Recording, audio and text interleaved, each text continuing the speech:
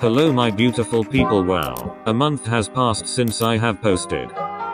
I'm sorry about that. If you guys follow me on Instagram, you guys know I have been going through a lot, and I just have not had time to post. So here is this short part 2 I whipped up. Because I knew it wouldn't take as long as the awaiting videos to get up, and I just wanted to post something. So until then, here is this.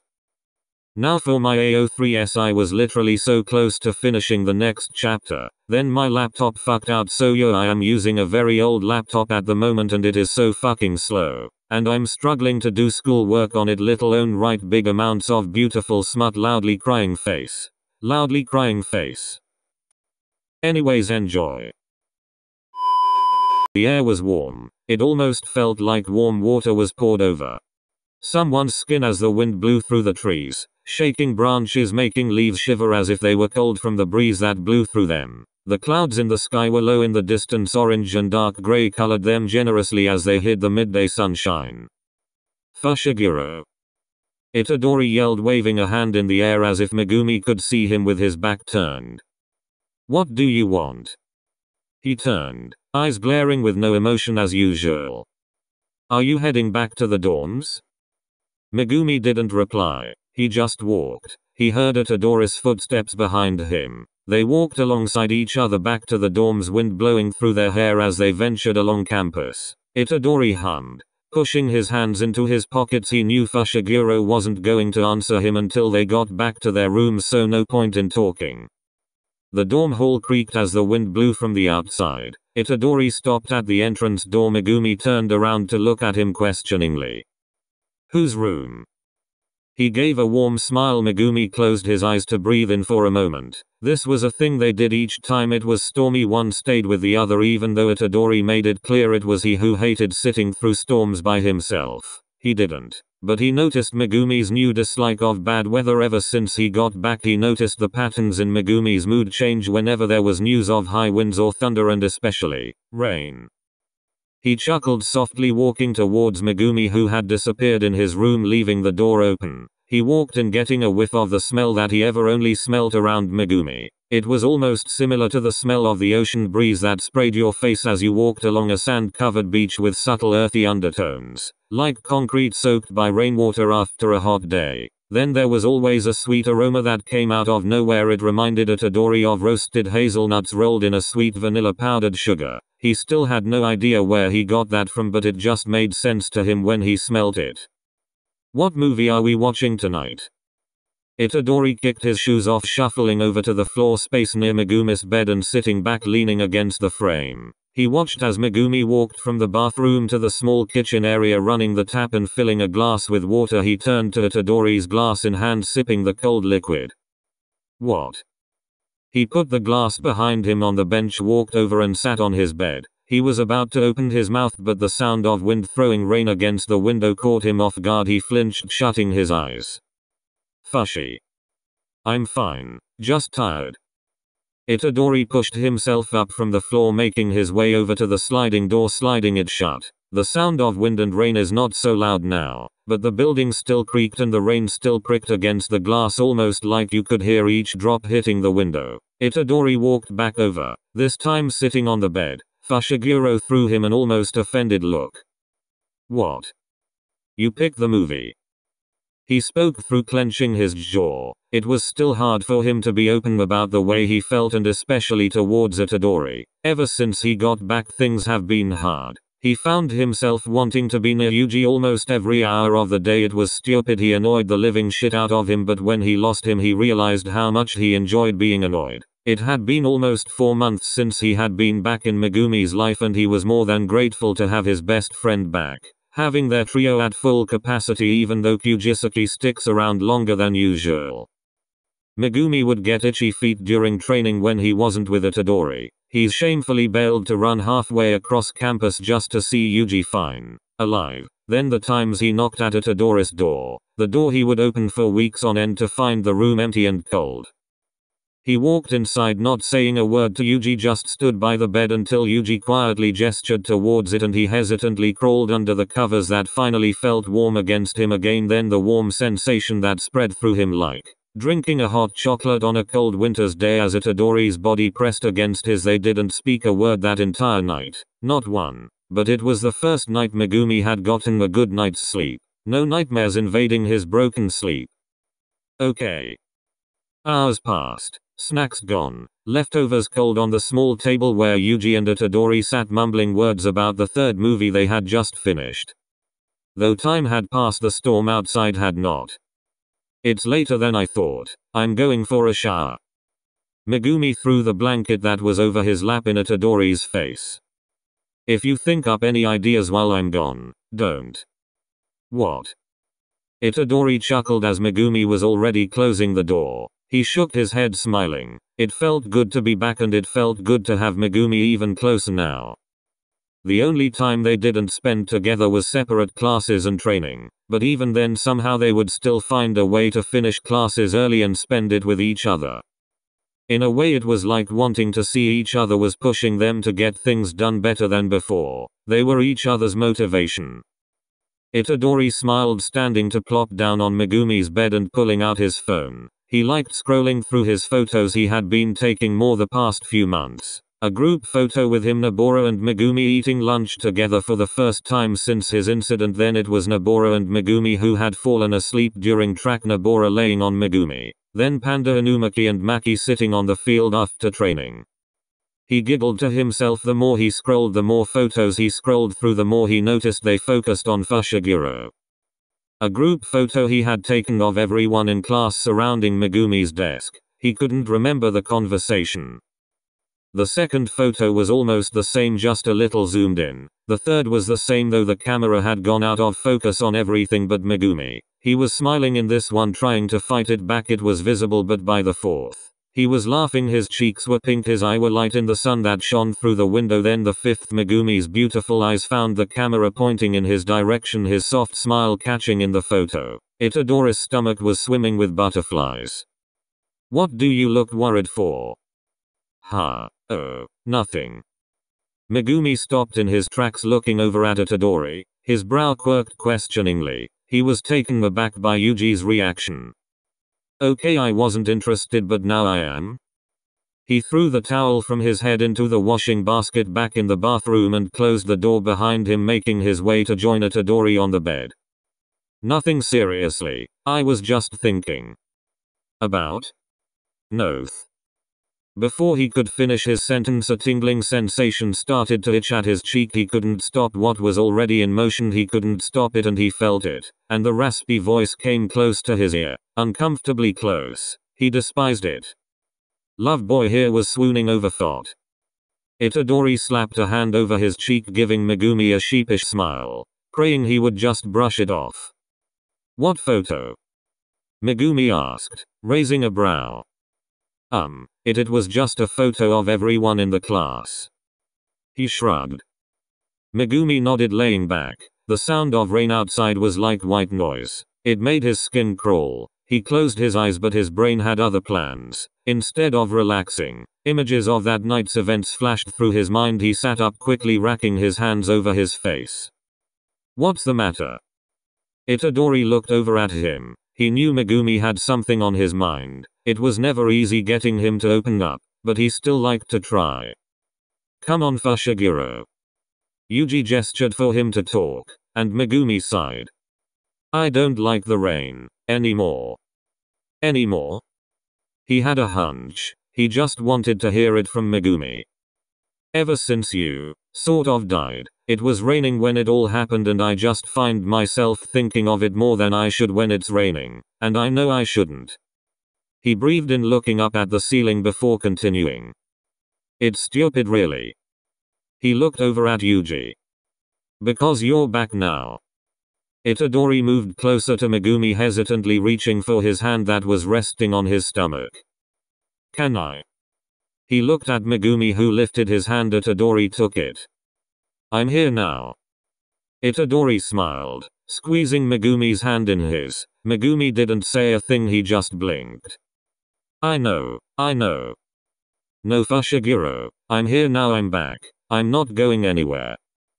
Megumi looked at him, biting at his bottom lip anxiously. He felt it in his chest. He knew he was back, but it still felt as if he took his eyes off Itadori. Even just for a second he would disappear again. Into the darkness of rain that haunted his dreams. The dreams that would have him walking in a pool of his sweat and tears. I know. I'm here now. Hear me. I'm here. Megumi just stared. He hoped Yuji could not see the tears that pricked his eyes with a surprising sting. He looked away, pulling his hand from Yuji's grip. I know, stupid. He mumbled, breathing out a shaky breath, trying not to let tears spill. Can I hug you? Why? Please. Itadori didn't answer his question because he knew who needed the hug more out of the two. Fine. Megumi answered but didn't move, so Yuji took the invitation to lay his head on Megumi's chest, wrapping his arms under him. Oh. His voice felt so small. It sounded small to him. Is this okay? Itadori mumbled, not moving. Megumi let the silence fill the room, before hesitantly moving his arms to lightly drape over Itadori. Yeah, it's okay. They stayed holding each other, not saying a word. The sound of rain and wind tapping against the glass filled the quiet that surrounded them. Itadori could hear the beating of Megumi's heart in his ear. His eyes started feeling heavy, the heartbeat setting him at ease, the soft rise and fall in Megumi's chest keeping him grounded in a way. That's how it felt. Don't you go to sleep. Oh, but I'm comfy. Itadori's voice was muffled, still snuggling into Megumi's sleep shirt. More hours pass. Night finally falls, clouding the sky with its dark appearance. Tonight was darker, the rain clouds keeping the sky blackened. Dark gray clouds hung low in the sky. Low roars began moving over the mountains, making its way towards the campus area, sounding like there was a giant stomping towards the buildings, ready to destroy whatever was in its path. Itadori watched Megumi's worried expressions each time a low growl came from outside. He would almost shrink under the blankets, hoping to drown out the sounds. Itadori would turn the TV up or even talk a little louder, but it didn't seem to help much. Are you okay? Itadori was interrupted by the sky yelling over his voice. It was so loud it felt like the ground shook, and the sky lit up like a spark outside the window. Megumi's eyes widened for a moment. He completely went still, mid-action where he was about to cover himself with the blanket. Fushiguro. Itadori dashed towards the bed from the desk, kneeling in front of him, hesitantly brushing dark strands of dark hair from his face. Green eyes avoided his gaze. Fushiguro. Live a long life, Fushiguro. Yuji, can you stop calling me that? His voice was quiet, just below a whisper. You want me to use Megumi? I'd prefer it. Oh, okay. He tilted his head, smiling softly. Are you okay? Can we just hit the lights early? Yeah, absolutely. The rain was hitting harder than before. Itadori shifted to start heading over to the light switch. His phone started buzzing in his pocket. His screen was bright with a picture of Gojo's face close to the camera. He saw Itadori's phone laying in the open when he left it in class one day and photobombed it. So Yuji set it as his photo for every contact profile. He brought the phone to his ear. Hello. The question on Yuji's face caught Megumi's attention. Who's that? He mouthed from the bed. Itadori covered the speaker end. It's Gojo sensei. He whispered back to Megumi, who gave him a nod in response. You with Megumi? I am. Why? The line went silent for a moment before the sound of Gojo clearing his throat rang through. Look after him while this storm is going on. He's never really liked bad weather, but ever since the sound of Gojo breathing in before continuing was strange. It was rare to hear Gojo sound a little more serious than usual. Incident, he's been a little tenser when it's like this. Yeah, I've noticed. Itadori turned away from Megumi's direction, hiding in the corner. He cares about you, Yuji. I know. And it's not that he doesn't want to let you in, it's just I don't think he knows how. Itadori didn't know what to say. He didn't expect Gojo to call and start a conversation about Megumi and feelings. Why are you telling me this? Because I wish someone would have been. Yuji could hear Gojo swallow back emotions. But why? Just be patient. Don't let him push you away. I. That goes for you as well. Okay, Gojo-sensei. I'll be seeing you bright and early tomorrow. Okay, bright and early if it's bright, right? Good night, Yuji. Wait, sensei, if it's bright, right? What's he going on about now? Itadori jumped a little at Megumi's voice. He sort of forgot where he was for a moment. He turned to tap his phone against the palm of his empty hand. Just training stuff.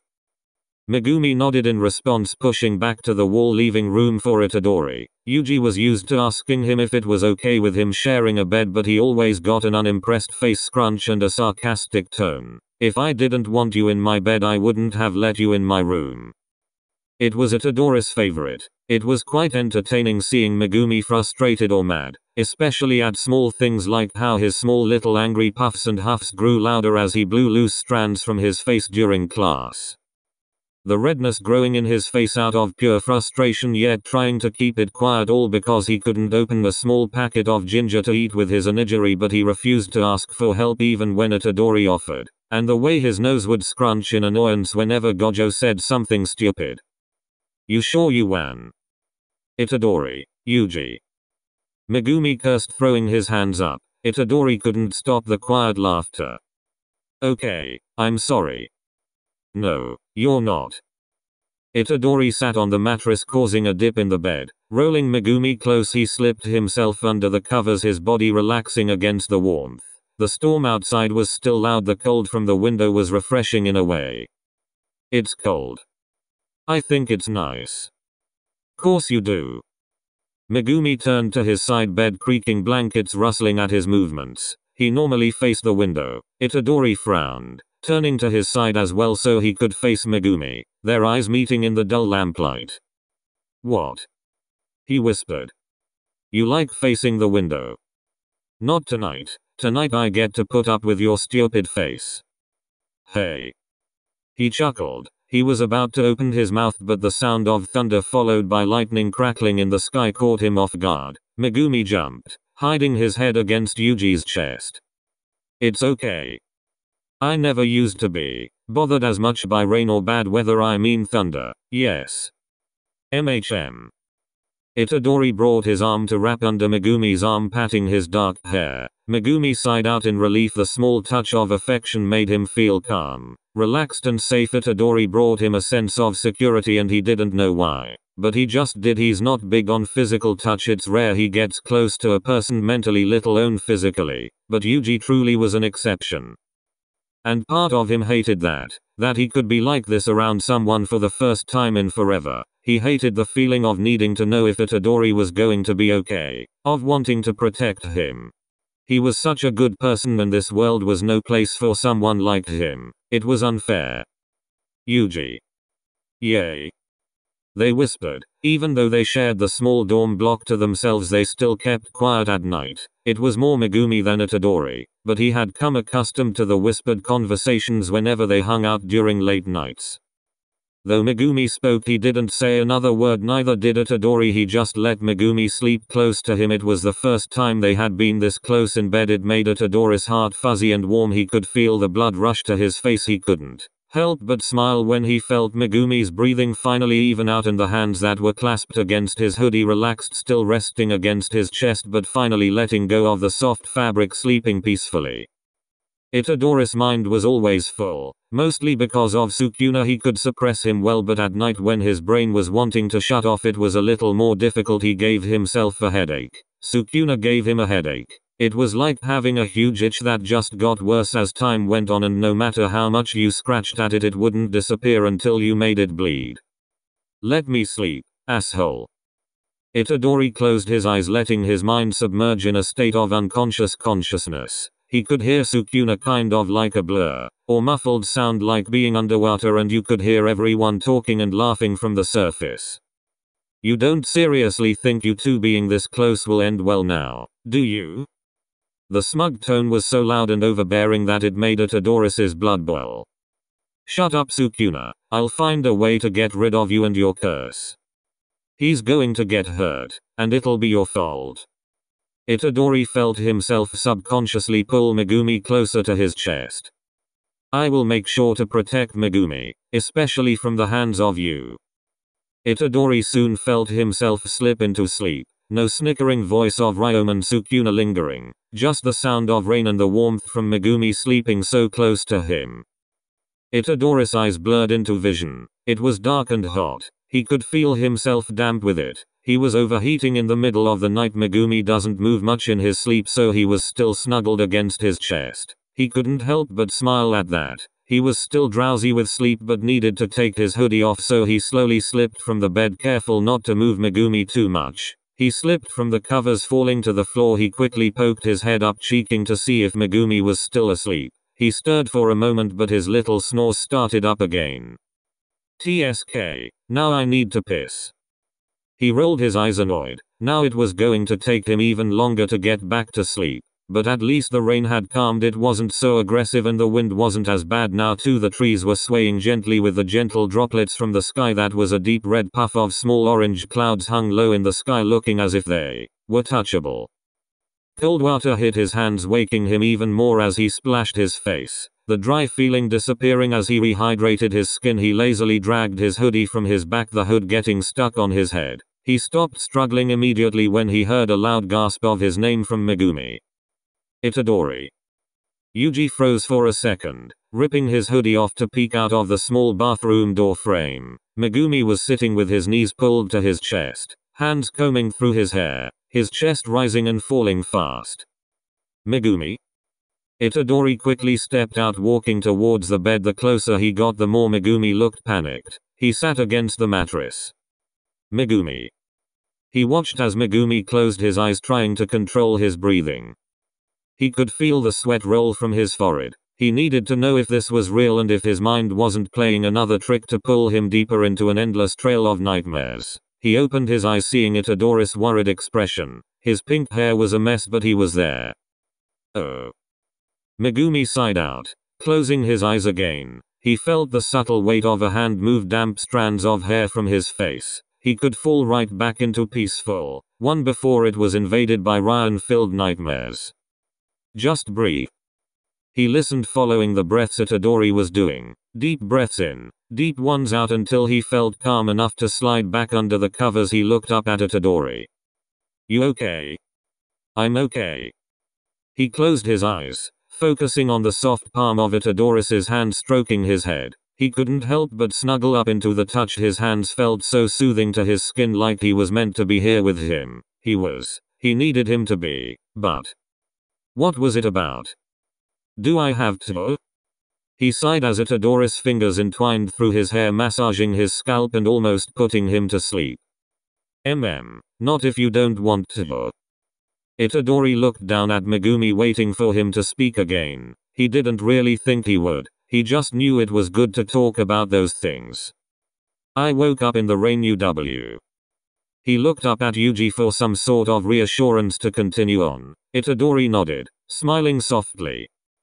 You were next to me, but like dead, and I couldn't move. I don't know, I woke up in the dream, I guess. It felt like you were next to me. It felt so real, I thought it was real, I could feel it. But when I turned to look at you, you just vanished and I was back in the rain. It was like a cycle. Endless torture and rain. Then I finally woke up and I didn't know if it was real or not. Then I saw you weren't in the bed and I SHH. It's okay. Itadori tapped at Megumi's shoulder. He sat up, moving his head from Itadori's leg, allowing Itadori to pull the covers over them both. They lay facing each other, eyes scanning each other's faces. Please don't leave me again, Yuji.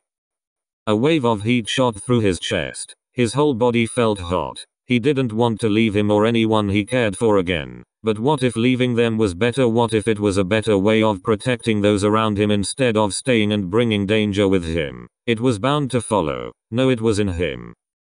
Okay. His reply was quiet, afraid that another word would find its way out. Okay.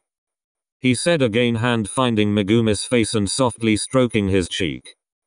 We can't. Megumi placed a hand over Itadori's, feeling the warmth of his fingers on his. I know. Itadori swallowed dry, because he knew what he meant and he knew he was right, but staying and loving him in silence would be just as painful as leaving him and loving him from a distance.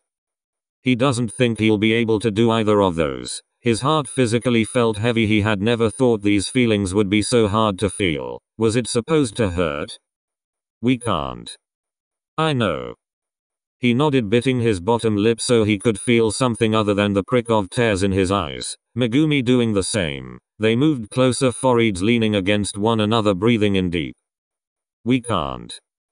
The tone in his voice sounded like his words would break as they fell from his lips to Itadori's ears. I know. Though they were both trying to push away, they kept moving close. So close until their noses pressed together.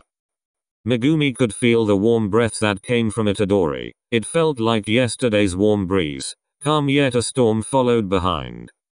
Yuji. Lips clashed in a tender press until the other pressed back, parting just for a moment to find each other's mouths again, lips locked in a swirl of emotions. The moment was blissful. Everything fell in place, even if it was just for that moment. They pulled away, bodies still close. They searched each other's eyes, waiting for the other to speak, and as Itadori opened his mouth, Megumi placed a finger to where his lips were a second ago. Don't say it. Megumi breathed in, feeling a small surge of panicked realization. Why? Because we. It's okay. Think you know anyway. Megumi didn't respond. He just stared into those brown eyes that pulled him in deep, deeper than he wanted to be. Get some sleep. I won't leave this bed until you're awake, okay? You don't have to do that. Megumi spoke through gritted teeth, trying to muffle the embarrassment from his voice. But I will. Megumi closed his eyes, allowing blissful sleep to take over his body, carrying him with the warmth of Itadori's body close to his. He didn't want to let himself feel what he was feeling because he knew it wouldn't end well for him or Itadori, especially Itadori. The world was cruel and unfair. Good morning. Itadori's voice was so soft and raspy it blew through Megumi's ears, making him relax deeper into the warmth at his cheek and chest and arm. He could hear a heartbeat that wasn't his beating at a steady rhythm against his ear. His eyes, still heavy, fighting to stay closed, started to flutter open, blurred colors straining to clear. First he focused on the warmth beneath him. Black fabric came into his vision. His eyes traveled up to find Itadori's brown eyes, slightly darker than they are during the days. His eyes were always darker in the mornings. He pushed himself up, unwrapping himself from Itadori's body, his large shirt falling to his shoulder. At the side he was leaning to, rubbing the sleep from his eyes. He scratched at his bed hair, just staring at Itadori, who had a stupid grin on his face. He rolled his eyes, groaning. What is the time? I don't know. I couldn't really move. He smiled. Ugh. He scowled, reaching over Itadori to grab his phone from the bedside table. Oh shit, Yuji, it's 10:30. Oops. He shrugged, smiling sheepishly. You have 4 missed calls to add. Megumi threw the blankets at Itadori so he could crawl over him, his feet hitting the cold floor. He shivered as he looked outside, seeing it was still raining, not as hard as yesterday. Oh, from Gojo and Nabora. Now get up and go get dressed. He threw his sleep shirt in Itadori's face the exact moment he moved the blankets from himself. No, but your bed is so warm and it's raining. He whined, laying back against the bed. And we have training. Megumi turned from digging through his closet to face Itadori, watching as he sluggishly slid from the bed onto the floor. He frowned, whispering a quiet, "Oh my lord." Rubbing his face. This was the idiot he. Can't we just say we're sick or something?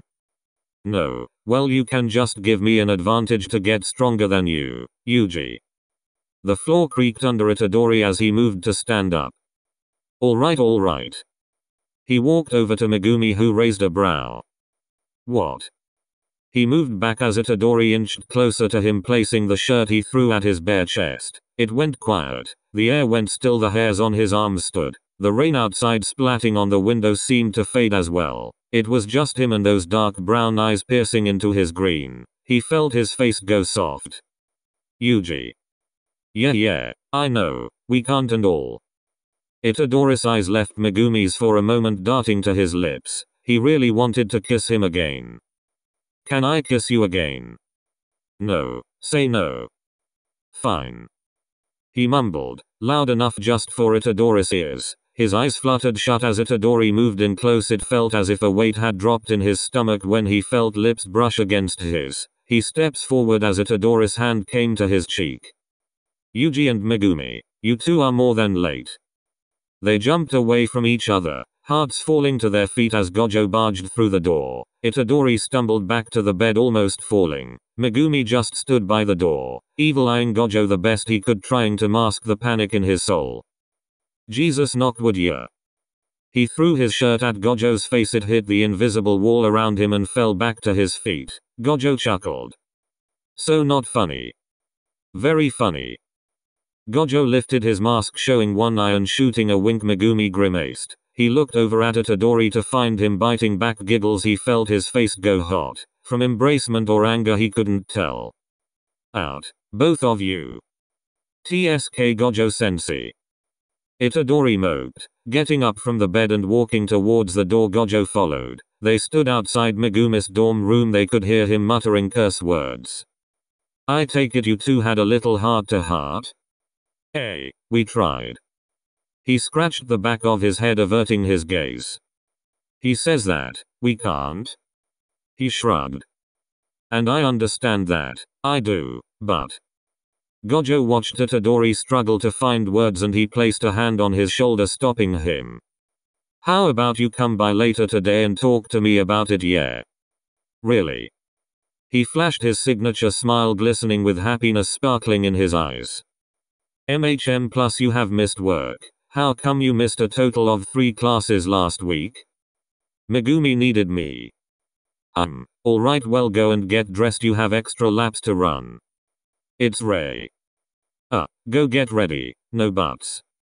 Gojo pointed to his door. A pouting Itadori walked his way towards it, leaning on the door as he opened it so his door dragged him in. If I get sick it's on you, Gojo sensei. Gojo shook his head at the sound of Itadori's door shutting. He knocked as Megumis. Go away. You can't keep trying to stop things that are meant to be, Megumi-chan. It's not how things work. Please go away, Satoru. Megumi, remember it's okay to want things for yourself. Megumi pulled the door open, scowling. Be greedier, remember. That applies outside of Jujutsu, Megumi. It's okay to want this feeling you think will hold Yuji back. It won't. Megumi didn't reply. He just stared. He didn't want Gojo to be right on this. But what if? TSK. Megumi was cut short by Gojo pulling him into his chest. He wasn't unfamiliar with Gojo's affection, so he let the taller one hold him. It was nice, he had to admit. Gojo did give the best comfort hugs. It's okay to let them in. You care, Megumi. You try hiding it, but I see you. This one's different and you don't want to let yourself care about someone in this way. But I'm telling you, Megumi, so you listen.